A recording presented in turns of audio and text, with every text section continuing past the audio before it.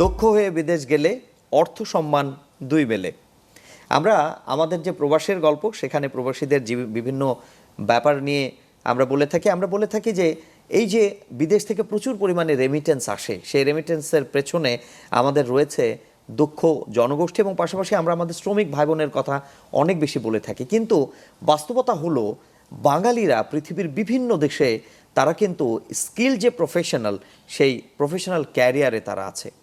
এবং এই যে স্কিল প্রফেশনাল ক্যারিয়ার আমরা বলে থাকি, ইন্টারন্যাশনাল ক্যারিয়ারের কথা বলে থাকি, এই ব্যাপারগুলোতে আমাদেরকে এমন ব্যক্তিবর্গ সাহায্য করছেন যারা আপনারা হয়তো তাদের গল্পগুলো জানেন না। আমরা প্রবাসের গল্পের মাধ্যমে সেই বিশিষ্ট যে মানুষ যারা কিনা স্কিলড মাইগ্রেশন নিয়ে কাজ করছেন তাদের গল্পগুলো তুলে আনবো। আমরা আজকে এমন একজন মানুষকে তুলে ধরবো যিনি কিনা একজন শিক্ষাবিদ এবং বাংলাদেশি হয়ে আমেরিকার মতো জায়গায় একটা ইউনিভার্সিটির উনি চেয়ারম্যান এবং চ্যান্সেলর হিসেবে আছেন। আমরা আজকের প্রোগ্রামে স্বাগত জানাচ্ছি Washington university of science and টেকনোলজির চেয়ারম্যান এবং চ্যান্সেলর শ্রদ্ধেয় স্যার আবু বকর হানিফকে। স্যার কেমন আছেন? আমি ভালো আছি, ধন্যবাদ। আমরা প্রবাসের গল্প এই অনুষ্ঠানে মূলত প্রবাসীদের জীবনযাপন এবং প্রবাসের যে সংস্কৃতি সেগুলোই তুলে ধরি। আপনি পৃথিবীর উন্নত দেশ আমরা আমেরিকা বলে জানি, সেখানে আপনার জীবনের গল্পগুলো আমরা জানবো। আমরা একেবারে আপনার জীবনের প্রথম দিককার যে ঘটনা সেখান থেকেই শুরু করতে চাই। স্যার আমেরিকায় কখন পৌঁছালেন, কি করলেন? আমি যতদূর জানি আপনি 90s-এর দশকের শুরুতে একেবারে আমেরিকায় গিয়েছেন। স্যার সে গল্পগুলো আমাদেরকে জানান। Definitely, thank you very much. আমি চুয়েট থেকে ইলেকট্রিক ইঞ্জিনিয়ারিং পড়াশোনা করে আমেরিকাতে গিয়েছি। জাস্ট পাস করার সাথে সাথে আমি আমেরিকাতে গিয়েছি। ওখানে গিয়ে কম্পিউটার সায়েন্সে পড়াশোনা করেছি, মাস্টার্স করেছি। এবং সেখানে পড়াশোনা যখন শেষ করেছি তখনই প্রায় 6 মান্থের মতো লেগেছে আমার একটা জব পেতে। তো কারণ যে পড়াশোনা করেছি সেটা হয়তো এনাফ ছিল না যে প্রথম জবটা পেতে, কারণ প্রত্যেকেই এক্সপিরিয়েন্স চায়, স্কিল চায়। তো সেই কারণে আমাকে ফার্দার স্টাডি করতে হয়েছিল স্কিল ডেভেলপমেন্টের উপরে, এবং অরাকল ডিবিএ, সানসোলারি, জাভা J2EE এইসবের উপর পড়াশোনা করার পরে আমি হয়তো এন্ট্রি লেভেলের জব খুঁজছিলাম, কিন্তু আমি একটা মিড লেভেলের জব পেলাম। তখনই আমার মাথায় ক্লিক করলো কীভাবে বাংলাদেশিদেরকে এই আমেরিকার মেইন স্ট্রিমে নিয়ে আসা যায়। কারণ ততক্ষণ আমি দেখেছিলাম যে আমার বন্ধুবান্ধবদের মধ্যে অনেকেই ব্যাচেলার করেছিল, মাস্টার্স করেছিল, কিন্তু চাকরি না পেয়ে অড জব করছিল। এমনই একজন বন্ধু যিনি ইয়েলো ট্যাক্সি চালাতেন এবং ইয়েলো ট্যাক্সির গ্যারাজ দিয়েছিলেন। আমি যখন ওনাকে অফার করলাম তখন উনি রাজি হলেন, আমার অ্যাপার্টমেন্টে আসলেন এবং সেখানে আমি প্রায় 6 সপ্তাহ তাকে ট্রেনিং দিয়ে প্রথম জবেই IBM-এ আমি দিতে পেরেছিলাম। এবং সেই জবটা ছিল $100,000 per year, which was $25,000 more than what I was making সেই সময় $25,000 বেশি। তখন অন্য যাদেরকে আমি অফার করছিলাম যে আমি হেল্প করব, তখন তারা আমাকে ফলো করলো। একসময় আমি আমার বাড়ি কিনলাম এবং বাড়ির বেসমেন্টে রেখে প্রায় 300 বাংলাদেশিদেরকে পর্যায়ক্রমে তাদেরকে 6 ফিগার্সের জব দিয়েছিলাম। বাহ! সেখান থেকে এখন সেটা ছিল 2005-এর দিকে বেসিক্যালি। এখন পর্যন্ত প্রায় 10,000-এর উপরে বাংলাদেশিকে আমেরিকার মেইন স্ট্রিমে জব দিয়েছি। এর মধ্যে হাউস ওয়াইফ ছিল, রেস্টুরেন্ট ওয়ার্কার ছিল, যারা বাংলাদেশ থেকে অন্য সাবজেক্টে নন-IT ব্যাকগ্রাউন্ড থেকে আমেরিকাতে গিয়ে অড জব করছিল তারা ছিল, যারা ব্যাচেলার করেছে, সদ্য মাস্টার্স করেছে রিসেন্টলি, তারাও ছিল। তা আমার এই ট্রেনিং প্রোগ্রামটা এমন ছিল যে রিয়েল লাইফ, কাজের জায়গায় যে কাজটা করতে হবে সেটাকে আমি ল্যাব ওরিয়েন্টেড ওয়েতে প্র্যাকটিক্যালি হ্যান্ডস অন তাদেরকে শিখিয়েছিলাম এবং চাকরি দিয়েছিলাম। এটা যখন আমি করতেছি তখন আমার কাছে আমার মাথায় আসলো, by the time student finish their bachelor degree, master degree, they have $60,000 to $100,000 student loan. With that, when they couldn't get even entry-level job, that leads them to frustration. এরপরে আপনি দেখেন যে আমেরিকাতে প্রতি বছর 85,000 স্কিল ওয়ার্কারকে পৃথিবীর বিভিন্ন জায়গা থেকে নিয়ে যাওয়া হয় H-1Bর মাধ্যমে। Our citizens, green card holder, তারা ব্যাচেলার করলো, মাস্টার্স করলো, $60,000 to $100,000 স্টুডেন্ট লোনের মধ্যে পড়লো, তারা এন্ট্রি লেভেল জব নাই পেয়ে ফ্রাস্ট্রেট হচ্ছে। আমি ভাবলাম যে something is wrong, something is missing. সেই মিসিং জিনিসটা হলো স্কিল ডেভেলপমেন্ট। এবং আপনি ধরেন কোনো কোম্পানির সিইও হলেন, হায়ারিং ম্যানেজার হলেন, আপনি এন্ট্রি লেভেলে 10 জনকে নিলেন, নেওয়ার পরে 6 মাস 1 বছর তাকে রিসোর্স ইউটিলাইজ করে তাকে ট্রেন্ড আপ করলেন এবং প্রিপেয়ার্ড করলেন। বাই দ্য টাইম সে আপনার প্রজেক্টে কন্ট্রিবিউট করবে, in one fine morning whenever you will see that they join to your competitors company, that will lead you to frustration. তার মানে আপনি এন্ট্রি লেভেলের কোনো লোককে আর নেবেন না। তো এই যখন অবস্থা হচ্ছে, আমি পুরো ব্যাপারটা আমি বলছি যে স্কিল ডেভেলপমেন্টটা মিসিং। তখন আমি বললাম যে এটাকে কি আমেরিকার যে কোনো ইউনিভার্সিটিতে ধরেন পড়াশোনা করার পরে ডিগ্রি পায়, এন্ট্রি লেভেলের জব পাচ্ছে, তাহলে আমরা এটাকে একাডেমিক এরিনার মধ্যে ইন্টিগ্রেট করতে পারি না? আমি কিছু ইউনিভার্সিটির সাথে যোগাযোগ করলাম, তো তারা সেটাতে খুব বেশি হ্যাপি হলো না। তা আমি ভাবলাম যে আমার নিজের কোনো ইউনিভার্সিটি আমি নিতে পারি কিনা। আমেরিকাতে ইউনিভার্সিটি, অ্যাক্রিডিটেড ইউনিভার্সিটি করা is not easy, it takes 8 to 10 years at least, right? তখন আমি একটা এক্সিস্টিং ইউনিভার্সিটি, যার অনেক স্টুডেন্টকে আমি চাকরি দিয়েছিলাম, তখন ওনারের সাথে কথা বলেছিলাম। উনি সিনিয়র সিটিজেন, ওনার প্রায় 35-এর মতো আপনার US প্যাটেন্ট আছে, হার্ভার্ড গ্র্যাজুয়েট, তো 85 years old। ওনার থেকে আমি October 1st, 2020-তে আমি নিয়েছিলাম ওনারশিপ।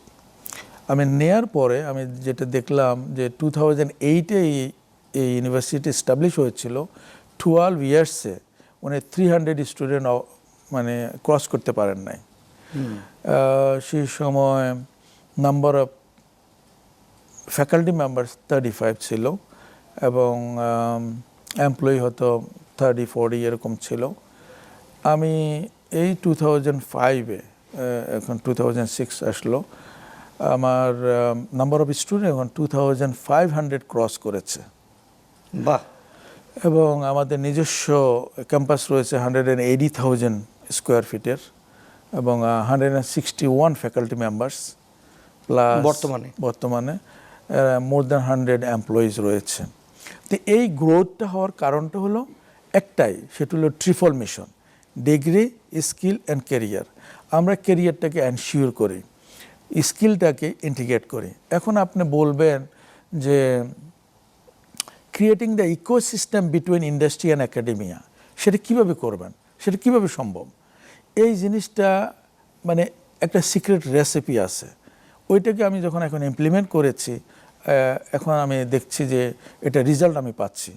ধরেন ঢাকা ইউনিভার্সিটি থেকে ফার্স্ট ক্লাস ফার্স্ট হলো, বুয়েট থেকে ফার্স্ট ক্লাস ফার্স্ট হলো, তাকে আমাদের এখানে দেখা যায় যে তাকে ফ্যাকাল্টি মেম্বার হিসেবে নেওয়া হয়। তো উনি যখন পড়াবেন, যেটা একাডেমিক এরিয়াতে পড়াশোনা করেছেন সেটাই তো পড়াবেন, তাহলে তো ইন্ডাস্ট্রির সাথে কোনো রিলেশনশিপ থাকলো না। ওনাদেরকে নিয়ে যদি ইন্ডাস্ট্রির সাথে অ্যাফিলিয়েটেড করা যায়, যে ইন্ডাস্ট্রির কী রিকোয়ারমেন্ট আছে সেই অনুসারে ওনারা যদি ক্লাসরুম সেটিংয়ের মধ্যে তার একটা রেপ্লিকা তৈরি করতে পারেন, তাইলে তো স্টুডেন্ট রেডি হবে।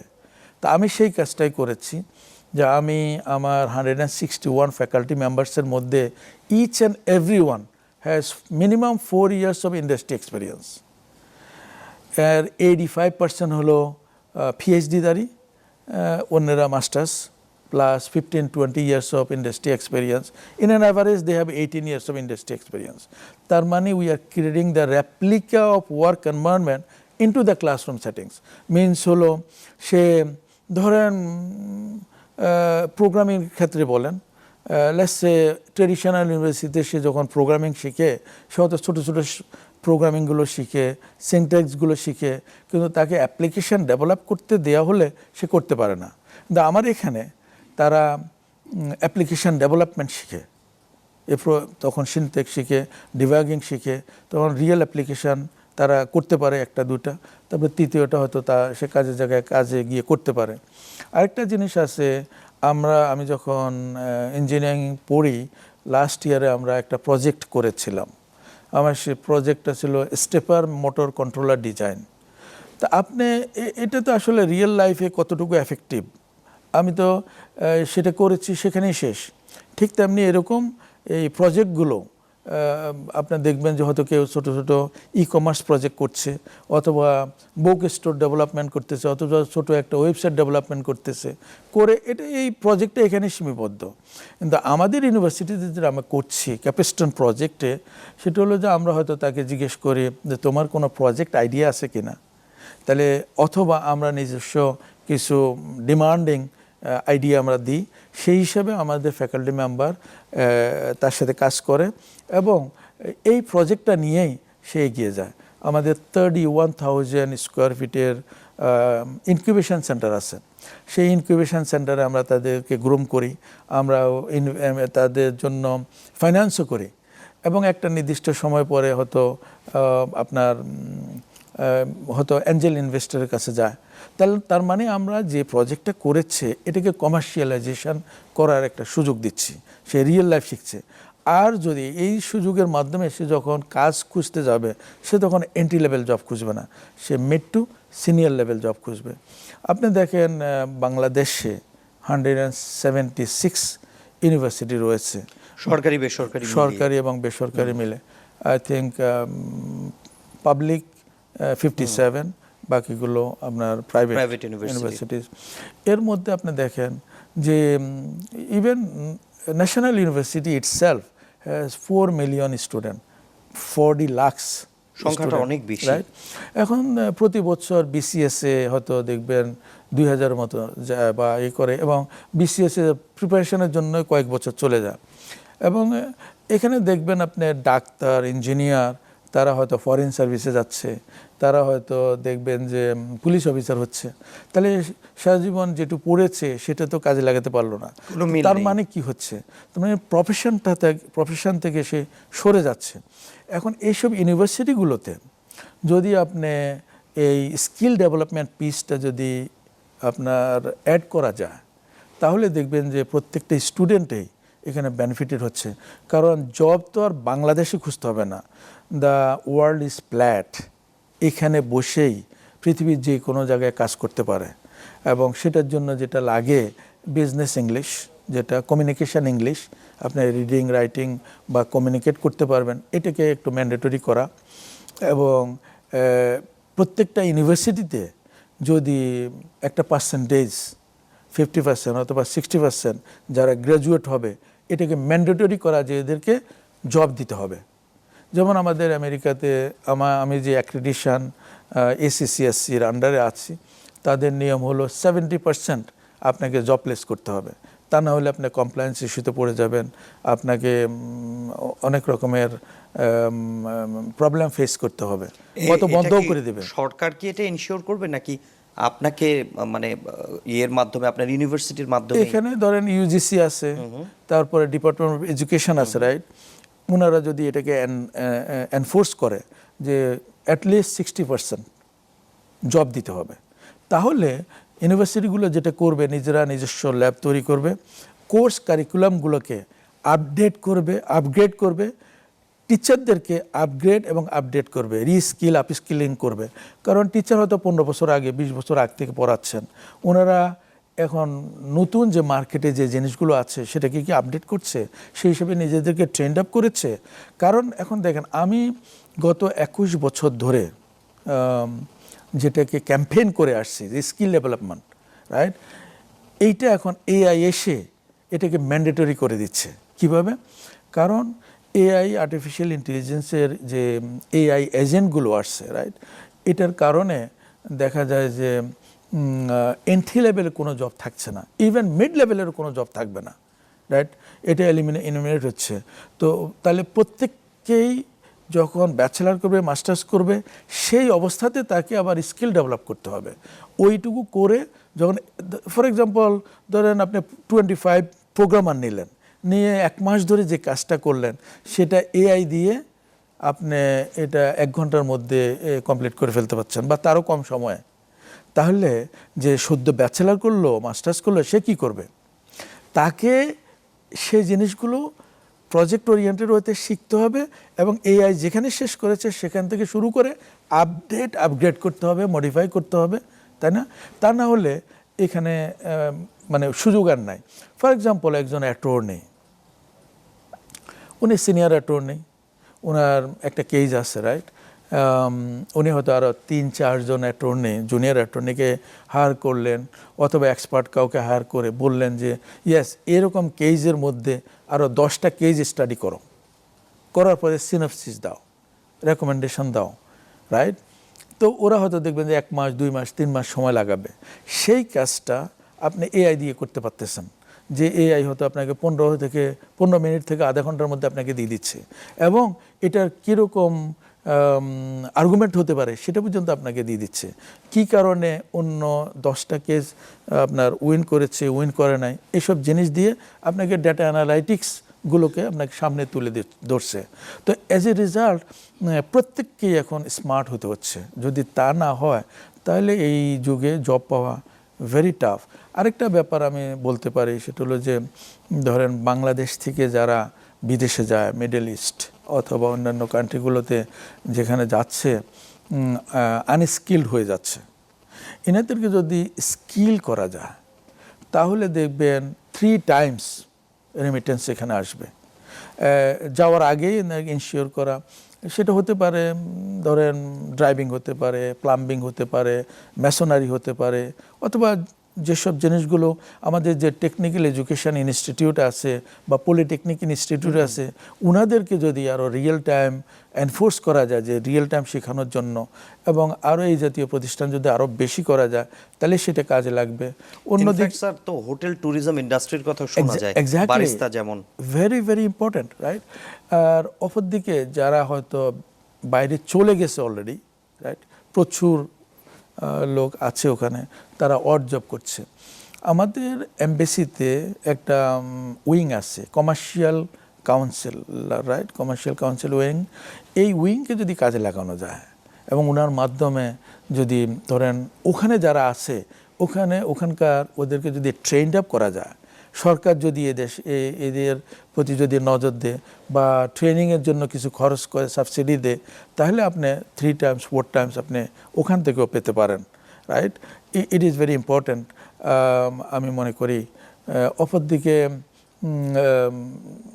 বাংলাদেশের যেসব যে সফটওয়্যার কোম্পানিগুলো যেগুলো আছে, রাইট, মানে আইটি বেসড যেসব কোম্পানিগুলো আছে, এগুলাকেও যদি আপনার কিছু নজর দেওয়া যায় তাহলে ভালো হবে। ধর সরকারের একটা প্রজেক্ট করছে, রাইট, এনবিআর এর প্রজেক্ট অথবা কোনো একটা প্রজেক্ট করছে, ইন্টারন্যাশনাল টেন্ডার হলো, দেখা যায় যে ইন্টারন্যাশনাল টেন্ডারের মাধ্যমে বাইরের লোকগুলো এখানে আসে, আমাদের এখানে যেসব কোম্পানিগুলো আছে এই কোম্পানিগুলো হয়তো সামান্য পার্সেন্টেজে থাকে অথবা এজেন্ট হিসেবে থাকে। তো এতে করে খুব বেশি লাভ হয় না। এরকম যদি কোনো রুল রেগুলেশন করা যায়, ইয়েস, আমাদের বাংলাদেশি যে কোম্পানি যা আছে তারাও এখানে পার্টিসিপেট করবে, বাংলাদেশ থেকে হায়ার করতে হবে এবং করে তাহলে এরপরে ধরেন কনসালটেন্সির ব্যাপার যেগুলো আছে বাংলাদেশি লোকদেরকে এখানে করতে হবে। তাহলে যে টেকনোলজিটা এখানে আসছে তাহলে এই টেকনোলজিটা এখানে থাকবে এবং এটা ইউজ করে অন্যান্য প্রজেক্টগুলো করা যাবে। এরকম একটা ব্যবস্থা হয়তো আমি মনে করি যে করা যেতে পারে। তো মোস্টলি আমি মনে করি যে স্কিল ডেভেলপমেন্ট যদি করা যায় তাহলে দেখা যায় যে আমাদের দেশে কোনো বেকার থাকবে না এবং বেকারত্বের অভিশাপ থেকে অনেকেই মুক্তি লাভ করবে। স্যার, একটা ব্যাপার আমি কিছুদিন আগে ইনফ্যাক্ট ওয়াইজ নামে একটা সম্মেলন হয় কাতারে, world innovation for education summit, ওখানে গেলাম এবং কাতার এম্বাসির আমন্ত্রণে আমরা ল্যাঙ্গুয়েজ স্কিল ডেভেলপমেন্ট এবং এয়ারপোর্ট প্রোটোকল ম্যানেজমেন্ট নিয়ে ট্রেনিং করলাম। তো সেখানে যারা লেবার ছিল অধিকাংশেরই সমস্যা যেটা দেখলাম স্যার, যে তারা আসলে ভাষাটা ভালো মতো জানে না। ইনফ্যাক্ট ইংরেজি তো বলতেই পারে না, বাংলা যখন বলবে বাংলাটাও ঠিক মতো বলতে পারে না। ভাইরাস ইন্ডিয়ান অথবা আপনার ফিলিপিনো অথবা ইনফ্যাক্ট নেপালিজ এরা কিন্তু খুব ভালো মতো দেখা যায় যে বেসিক ইংলিশটা বলতে পারছে। তো আপনি কি মনে করেন স্যার যে ল্যাঙ্গুয়েজ স্কিল ডেভেলপমেন্ট কতটা জরুরি সেটা নিয়ে বলবেন, বা আপনার বাংলাদেশ নিয়ে, যেহেতু বাংলাদেশে আপনার ইউনিভার্সিটির একটা অফিস আছে আমি জানি গ্রিন রোডে, তো আপনার কি কোনো এই ল্যাঙ্গুয়েজ স্কিল ডেভেলপমেন্ট নিয়ে কোনো পরিকল্পনা আছে স্যার? ওয়েল ডেফিনেটলি আপনি দেখেন ইংলিশ তো ম্যান্ডেটরি হওয়া উচিত, বাংলা আমাদের প্রাণের ভাষা, ওকে, কিন্তু আমি যখন বিজনেস করতে যাব বাইরের কান্ট্রির সাথে তখন তো আমাকে ইংরেজি করতে হবে। গ্রামের যে ছেলেটা পাশ করেছে সে হয়তো কম্পিট করছে ঢাকা শহরের সাথে, কিন্তু এখন ঢাকা শহরেও যারা পাশ করেছে সে তো কম্পিট করছে ফরেন কান্ট্রির সাথে, কারণ এখানে যদি জব না থাকে আপনাকে তো জব তো বাইরেই করতে হবে। সে কমিউনিকেশন ইংলিশটা ইম্পর্ট্যান্ট। আর অপরদিকে যে দেশে আছে সেই দেশের ভাষাটা তো খুব ইম্পর্ট্যান্ট। আপনি এখন জাপানে দেখেন, জাপানিজ ল্যাঙ্গুয়েজ যদি শিখে কেউ, তাহলে ইটসেলফ জাপানে প্রচুর জব অপরচুনিটি আছে। ইভেন আমাদের দেশে যেসব ইঞ্জিনিয়ার আছেন বা ডাক্তার আছেন বা নার্স আছেন, তারাও ওখানে সেই কাজগুলো করতে পারে। নার্সিং যদি আমরা বলি, দেখেন কোনো এক সময় দেখা গেল যে নার্সিং পেশাটাকে আমাদের দেশে ভালো চোখে দেখতো না, এখন হয়তো কিছুটা আসছে। অথচ আমেরিকাতে নার্সিং এত বেশি ইম্পর্ট্যান্ট, এবং ফিলিপাইন্স এবং অন্যান্য কান্ট্রিগুলো যেভাবে দখল করে রাখছে, নার্সিংয়ের জন্য আপনি সরাসরি ইভেন গ্রিন কার্ডের জন্য অ্যাপ্লাই করতে পারেন, রাইট? এবং ওই সুযোগগুলো ওখানে দিচ্ছে।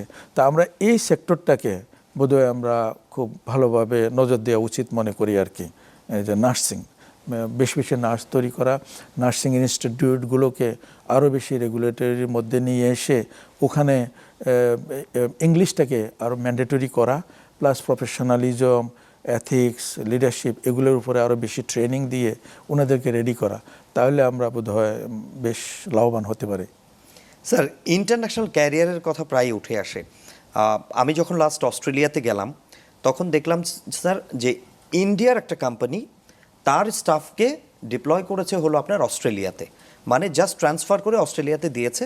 এটা করে দুইটা লাভ হয়েছে সেই স্টাফটার। একটা হলো যে অস্ট্রেলিয়াতে তার সেটেল হওয়াটা ইজি, পাশাপাশি হলো এই যে এক্সচেঞ্জ প্রোগ্রাম, এগুলোর মাধ্যমে দেখা যায় যে তারা দেশের যারা এক্সপার্ট আছে তাদেরকে গ্লোবাল একটা স্পার্টে পরিণত করছে। তো আপনি তো স্যার একটা ইউনিভার্সিটি আমেরিকা থেকে বাংলাদেশে নিয়ে এসেছেন, আবার বাংলাদেশ থেকেও স্কিলড অনেককে আমি জানি আপনি আমেরিকায় নিয়ে গেছেন, অনেকে চাকরির ব্যবস্থা করে দিয়েছেন। তো স্যার এইরকম যে exchange programme, education exchange programme, এরকম কি প্রোগ্রাম আছে? ইনফ্যাক্ট আমেরিকান এম্বাসিও কিন্তু, যেমন আমি নিজে সুশীতে একসময় আমি ইন্টারভিউ দিয়েছি, আপনার এটা অনেক ভালো একটা প্রোগ্রাম আমেরিকান এম্বাসির। ইনফ্যাক্ট আপনার SWPL এর কথা আমরা শুনি, লিডারশিপ প্রোগ্রাম। তো এরকম কি কোনো এক্সচেঞ্জ প্রোগ্রামের সাথে আপনি জড়িত বা এরকম কি কিছু করেন? ওয়েল ডেফিনেটলি আমেরিকা তো অপরন্ত সুযোগ।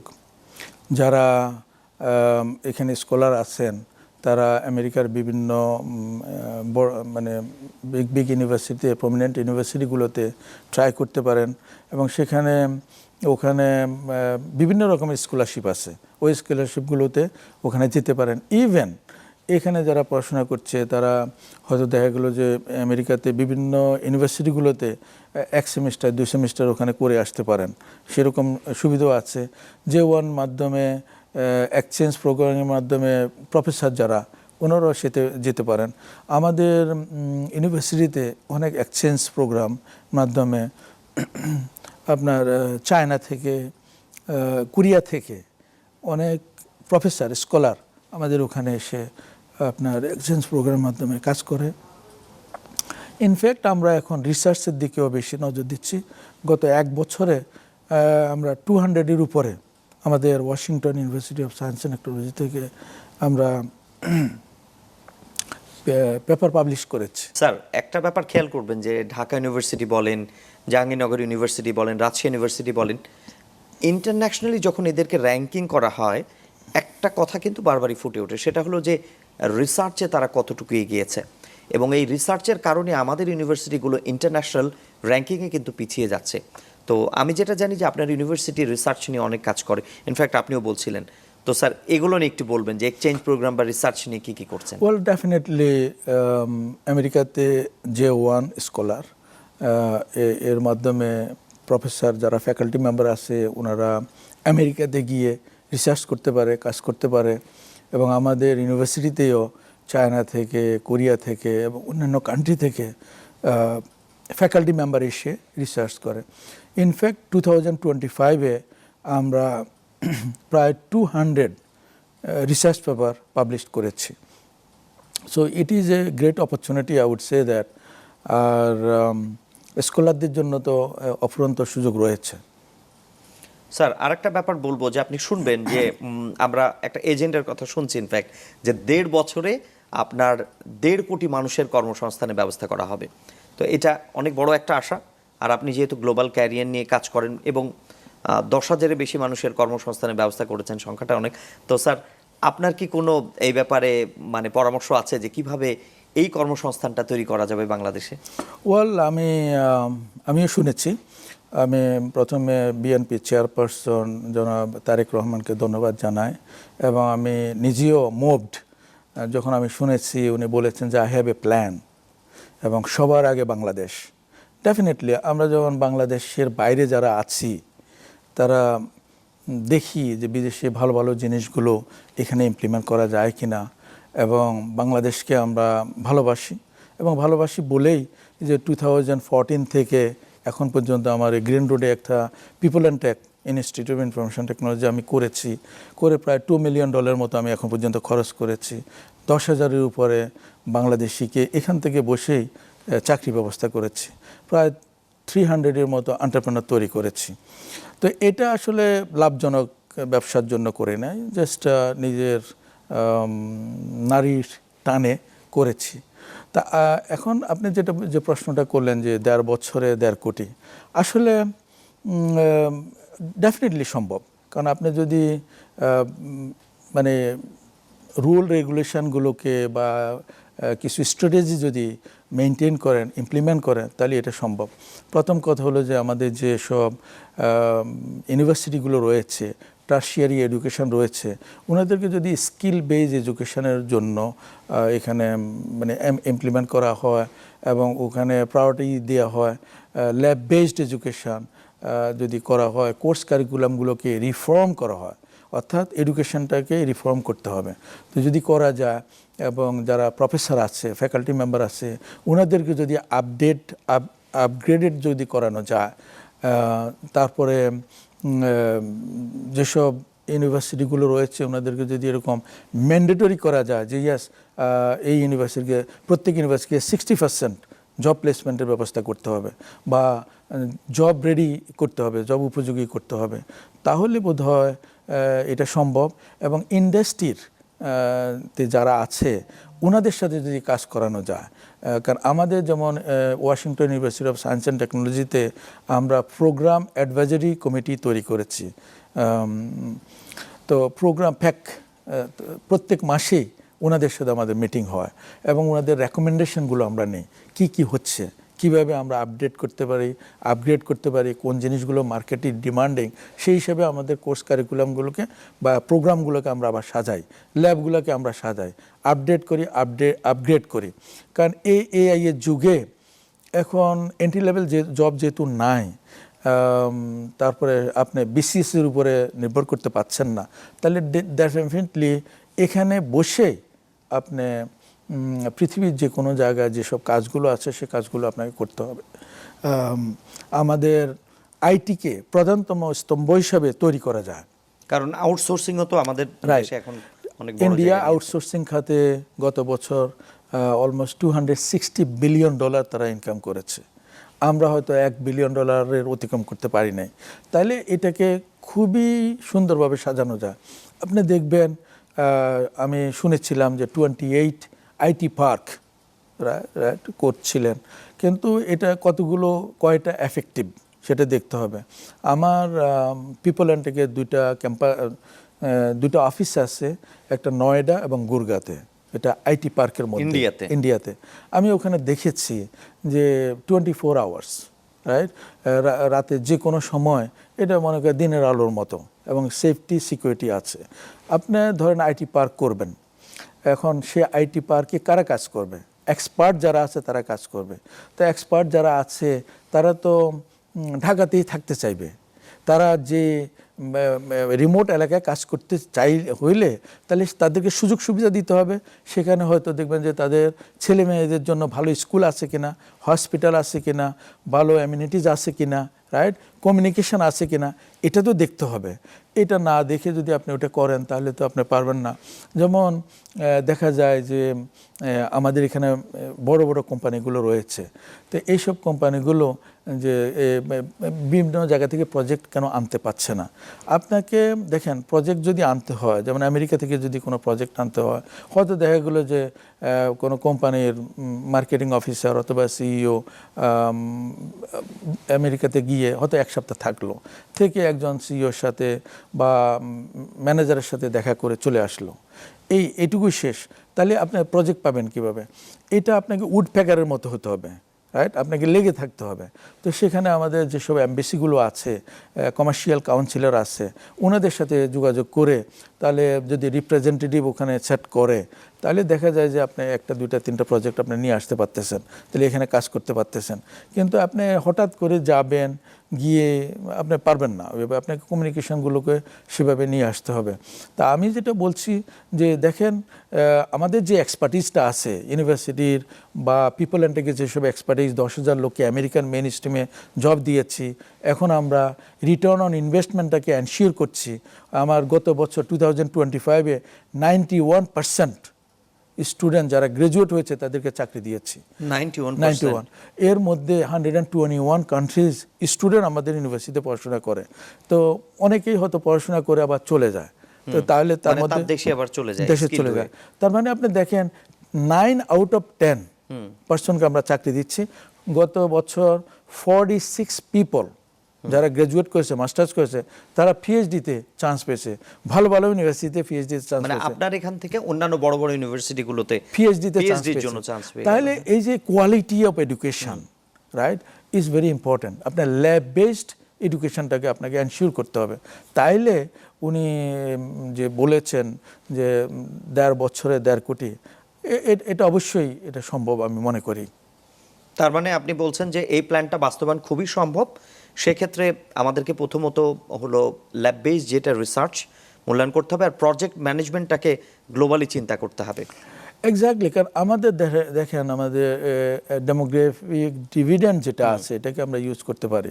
কারণ প্রত্যেকটা তরুণ যারা পড়াশোনা করে এদের মেন্টর দরকার, এদের গ্রুমিং দরকার, এদেরকে একটা গাইডলাইন দরকার, স্ট্র্যাটেজি পলিসি এগুলো দরকার। এবং মার্কেটে কোন কোন জিনিসগুলো ডিমান্ডেবল, কোন কোন সাবজেক্টগুলো ডিমান্ডেবল, সেগুলা আইডেন্টিফাই করে সেগুলোর জন্য গ্রুম করা দরকার। আমি যেটা বুঝাতে চাচ্ছি, ব্যাচেলার ডিগ্রি মাস্টার ডিগ্রি করার পরে স্কিল ডেভেলপমেন্ট নয়, যারা লাস্ট ইয়ারে, রাইট, 3rd এবং 4th ইয়ারে স্কিল ডেভেলপমেন্টটাকে এনশিওর করা, যাতে করে তারা পাশ করার আগে যাতে চাকরি করতে পারে। ভালো কথা বলেছেন স্যার। মানে চাকরি নিয়ে এত চিন্তা করার কিছু নেই, মানে চাকরি যেন তার পেছনে ছুটে বা এরকম একটা ব্যাপার। এবং এখন দেখেন জেনজি আলফা জেনারেশনের যুগ, এই যুগে আসলে তরুণেরা ধরেন ব্যাচেলার মাস্টার ডিগ্রি করতেও চায় না, তারা এন্টারপ্রেনার হতে চায়। তাদের একটা আইডিয়া আছে, সেই আইডিয়া অনুসারে তারা কিছু একটা করতে চায়। এবং আমি দেখেছি অনেকেই যে ব্যাচেলার মাস্টার্সটা পরে করতে চায়, রাইট। তো ব্যাপারটা হলো যে এন্টারপ্রেনারাল যে স্পিরিট আছে এটাকে ধরে ওনাদেরকে যদি গাইডলাইন দেওয়া যায়, তাহলে ডেফিনেটলি মানে আপনি মানে স্কাই ইজ দ্য লিমিট। এবং স্যার একটা ব্যাপার এখন খেয়াল করবেন যে বাংলাদেশ থেকে প্রচুর পরিমাণে স্টুডেন্টরা পৃথিবীর বিভিন্ন দেশে কিন্তু অনার্স মাস্টার্স এগুলো পড়তে যাচ্ছে। ইনফ্যাক্ট এবারে যে সিআইপি লিস্টটা আসলো, আপনি নিজেও জানেন যে 17-18 তারিখে আপনার বাংলাদেশ গভর্নমেন্ট অনিবাসী বাংলাদেশিদের যে সিআইপি অ্যাওয়ার্ড সম্মাননা দিল, এবং 30 তারিখে তো এনআরবি কনভেনশন ছিল, সেখানে আপনি চমৎকার একটা স্পিচও দিলেন। তো দেখা যাচ্ছে যে যেটা হচ্ছে যে এডুকেশন ব্যবসা যেমন অনেক বেশি উঠে আসছে, যেমন পিএপিসি আপনি নাম শুনেছেন, এবার সিএপি লিস্টে আমি দেখলাম যে উনি সিএপিদের মধ্যে 2nd স্থানে আছে। তার মানে কত পরিমাণে স্টুডেন্ট পাঠালে এই রেমিটেন্সটা বাংলাদেশে আসে, বা বাংলাদেশ থেকেও যখন বাইরে স্টুডেন্টগুলো যাচ্ছে সংখ্যাটা এরকম। তো স্যার একটা ব্যাপার কিন্তু দেখা যাচ্ছে, যেমন আমি নিউজিল্যান্ড নিয়ে বেশ কিছু স্টাডি করলাম, আমি নিজেও ইনফ্যাক্ট পিএইচডির চিন্তাভাবনা করছিলাম, তো দেখলাম প্রচুর পরিমাণে জব ক্রাইসিস, এবং বাংলাদেশিরা সবচেয়ে বেশি সাফারার হয়, কারণ তারা যেমন প্লাম্বিংয়ের কথা বললেন জানে না, তারপরে হলো ইলেকট্রিক্যাল কোনো কাজ জানে না, বারিস্তা কোনো ট্রেনিং নেই। ইনফ্যাক্ট এখন নতুন আর একটা প্রফেশন দেখছি সিকিউরিটি গার্ড, হ্যাঁ, বাট এ ধরনের কোনো ধরনের ট্রেনিং কিন্তু তাদের নেই, সেলসম্যানশিপ নেই। তো স্যার একটা ব্যাপার খুব বেশি করে জানতে চাই যে আপনি যেহেতু ভবিষ্যৎ পরিকল্পনার কথা বললেন, এত এত স্টুডেন্টরা দেশের বাইরে যাচ্ছে, আবার বিদেশ থেকে অনেক সময় আমরা স্টুডেন্টদেরকে দেখি, বা আপনি অনেকদেরকে নিয়ে যাচ্ছেন, তো আপনার বাংলাদেশ নিয়ে স্যার পরিকল্পনাগুলো জানতে চাই যে ভবিষ্যতে কি কি চিন্তা ওয়েল করছেন? ডেফিনেটলি আমি যেহেতু বাংলাদেশের প্রতি আমার টান রয়েছে, I want to do something special for Bangladesh community also. কারণ এখান থেকে দেখেন আমার ইউনিভার্সিটিতে প্রায় 1000-এর উপরে বাংলাদেশি বর্তমানে পড়াশোনা করে। বাংলাদেশ থেকে আমি দেখেছি যারা যায় তাদের 30 থেকে 40% স্টুডেন্ট পড়াশোনা করতে পারে না বিভিন্ন কারণে। অন্যান্য ইউনিভার্সিটিতে আমি দেখেছি, আমার ইউনিভার্সিটিতে আমি মনে করি শতভাগ পড়াশোনা করছে। তার কারণ এদেরকে আমি এনকারেজ করি, এদেরকে স্কিল বেজ এডুকেশন দিই, এদেরকে সহযোগিতা করি যাতে ক্যাম্পাস জব করতে, অথবা ওরা যাতে করে সারভাইভ করতে পারে সেরকম সিপিটি ওপিটির মাধ্যমে ওরা যাতে কাজ করতে পারে সেরকম ব্যবস্থাগুলো আমি করি। তো ধরেন একটা স্টুডেন্ট যখন প্রথমে ভর্তি হয়, তাকে যদি আপনি প্রথম ইয়ারে যেমন মাস্টার্সে হয়তো 2-3 কোয়ার্টারের মধ্যে আমরা যদি যেটুকু শিখাই, এই শিখানোর মাধ্যমে সে কারিকুলার প্র্যাকটিক্যাল ট্রেনিং সিপিটির মাধ্যমে সে 40 আওয়ার্স কাজ করতে পারে।